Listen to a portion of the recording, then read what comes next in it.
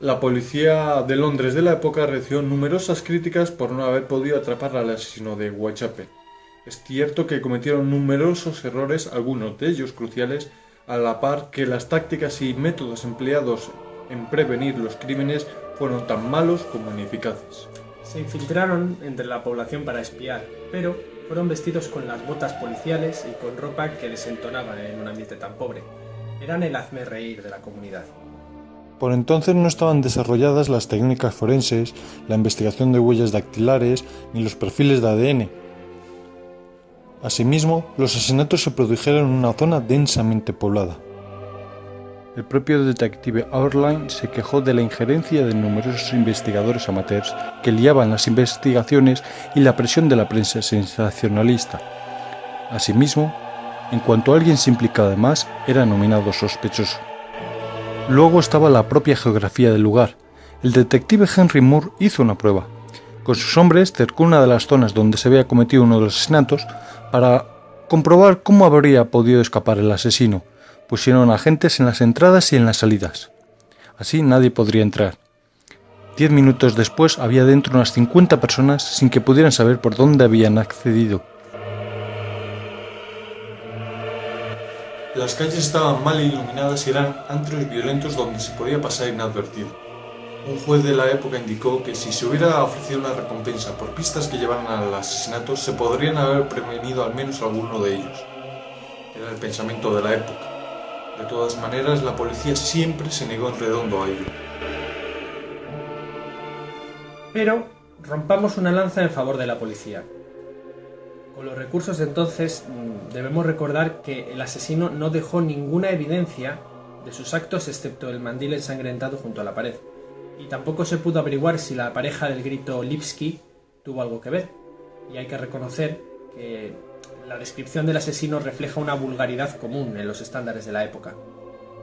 Pero no se pudo detener al asesino de Whitechapel, aparte de los numerosos errores cometidos, por la meticulosidad que puso el asesino en no dejar evidencia alguna que lo delatara.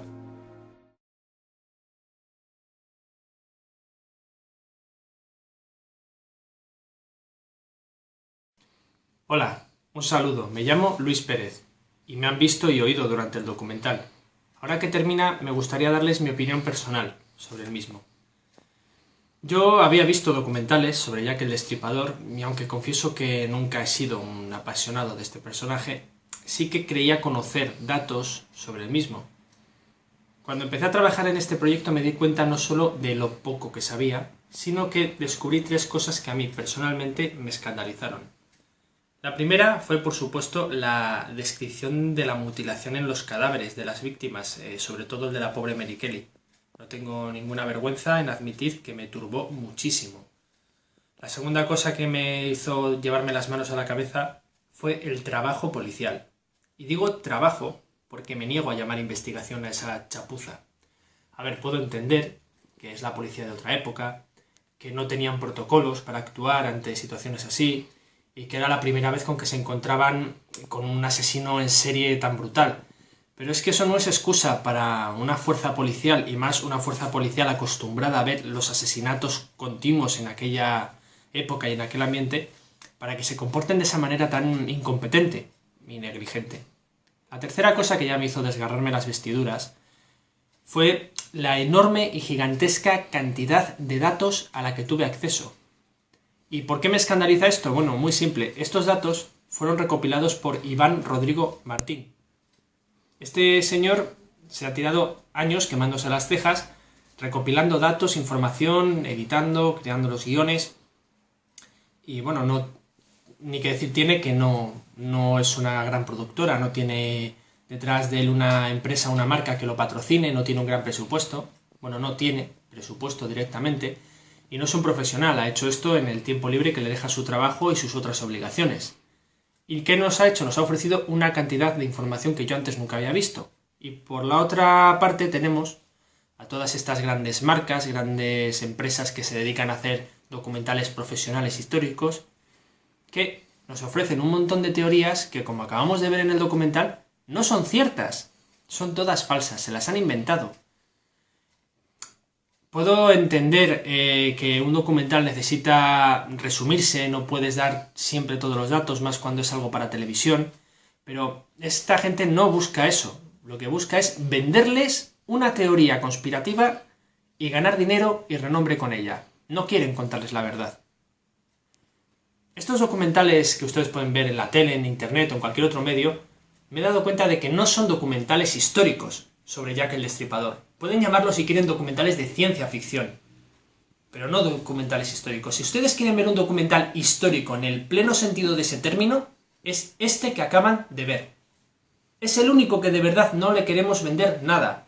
No queremos ganar dinero ni renombre con ello. Solamente queremos contarles la verdad y saquen ustedes la conclusión que quieran.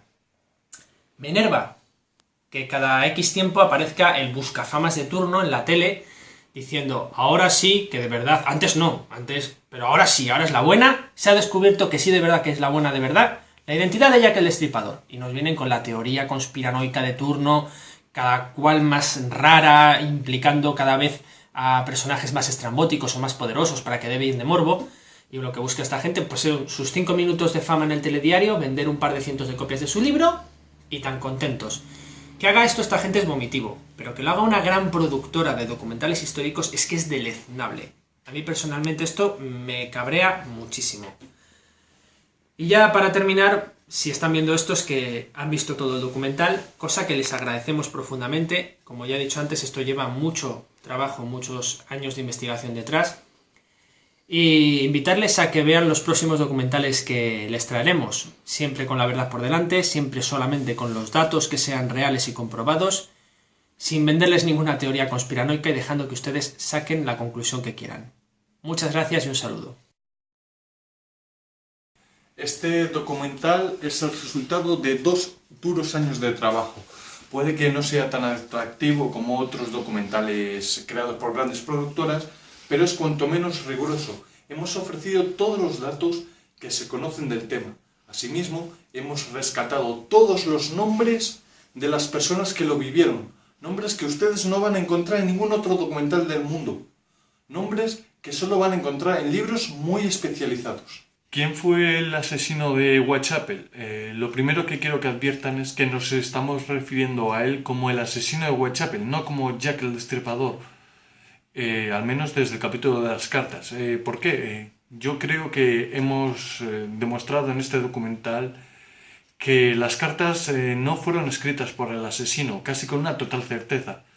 Las cartas las escribieron gente sin escrúpulos, gente que buscaba el sensacionalismo, a los que la muerte de al menos 5 personas les importa una mierda.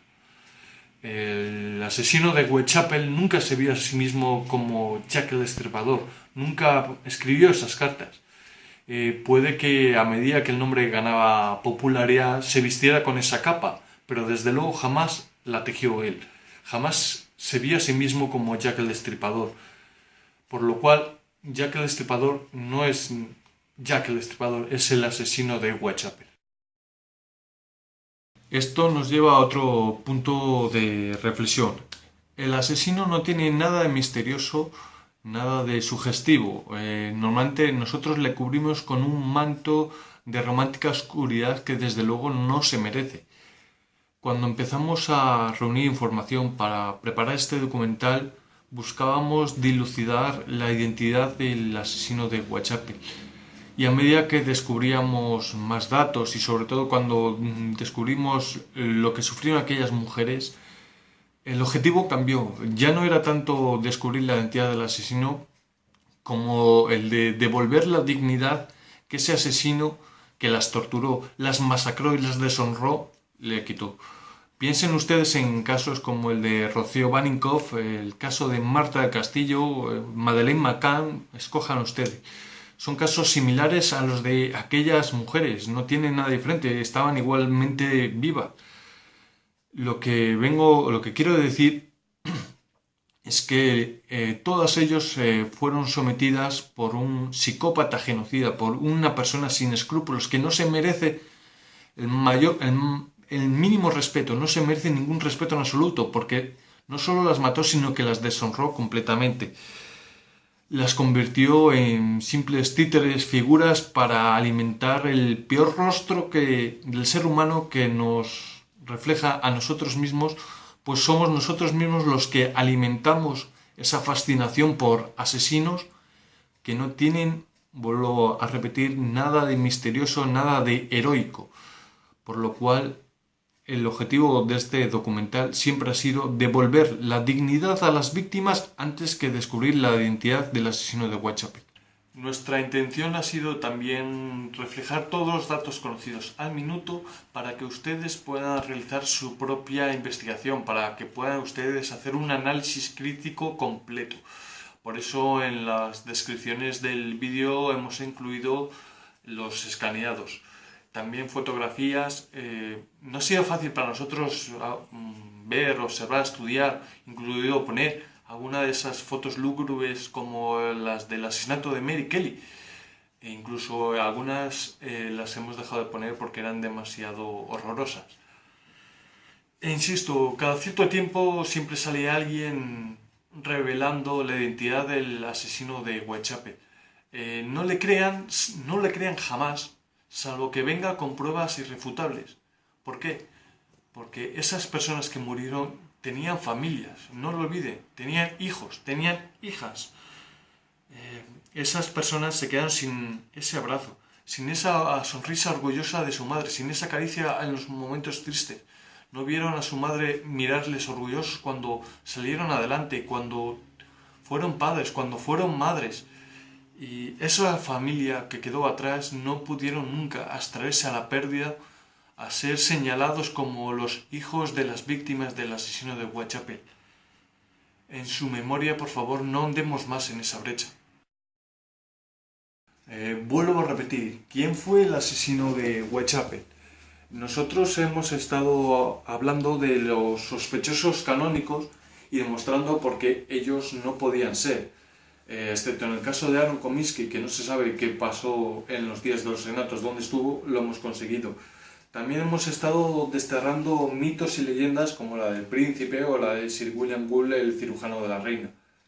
En el caso de Aaron Comiskey, hace poco se habló de una investigación con ADN mitocondrial que demostraría que él es el asesino. En este documental ya hemos hablado de ello. ADN mitocondrial, entre el 1 y el 10% de la población mundial lo comparte, por lo cual nunca jamás puede ser tomado como una prueba concluyente. Quizá pudo ser ese Lipski de la noche del doble crimen, no se sabe. Mi opinión personal es que nunca vamos a poder descubrir la identidad del asesino de Whitechapel. De hecho, yo creo que no es ninguno de los sospechosos canónicos, sino que su nombre ha quedado relegado al olvido. ¿Por qué dejó de matar? Pues probablemente porque acabará en alguno de los hospitales psiquiátricos de la época o simplemente porque muriera. Recuerden que las condiciones de vida en el Whitechapel de la época eran absolutamente horribles. Cualquier pobre de hoy en día vive 1000 veces mejor que cualquiera de clase media de aquella época en aquel barrio. Cada día vivido era una victoria que debían luchar denodadamente. Recordemos también el caso de la prensa. Ellos debían ser completamente imparciales de comentar simplemente los hechos, pero sus actuaciones fueron absolutamente deplorables. Recordemos el caso de Star, que provocó, junto con otros medios, pogromos contra la población judía. Recordemos el caso de Mandiel de Cuero. Mandiel de Cuero fue acusado simplemente por las acusaciones de la prensa que se sacaron no se sabe de dónde, porque se ha demostrado en este documental que él no tuvo absolutamente nada que ver. De hecho, mientras se producían los asesinatos, está documentado que él estaba en otros lugares. La actuación de la prensa, repito, fue deplorable. Lioto de tal manera añadió una presión a la policía que lo único que provocó fue que el asesino se marchara de rositas. La situación en Whitechapel de la época, gracias al asesino, esto hay que reconocerlo, mejoró. Se iluminó mejor, se prepararon mejor las cosas para dar un poco más de esperanza a la gente que vivía en aquel lugar y que no surgieran esos asesinos en serie como fue el caso. Lo que sí que queda Claro, es que el mundo perdió los últimos resquicios de inocencia que pudiera tener. Quedó un mundo en el que cualquier cosa era posible, en el que ya no había cortapisas ni frenos para sacar el lado más oscuro del ser humano. Esto es fiel reflejo de lo que posteriormente sucedería durante la Primera Guerra Mundial, algo en el que el peor instinto de cada ser humano podía salir a la luz y que se veía en vez de con desaprobación ya con morbo. Por último, quisiera dar las gracias a las personas que han contribuido a que este duro trabajo haya cobrado forma en este documental que ustedes acaban de ver. Quiero dar las gracias a Hugo, a Luis, a Esther, a Cristina, a José y gracias especialmente al London Museum, a Richard Jones, a Walter Bellman, a Dennis Hodge, Stephen Alistair y a George Hutchinson.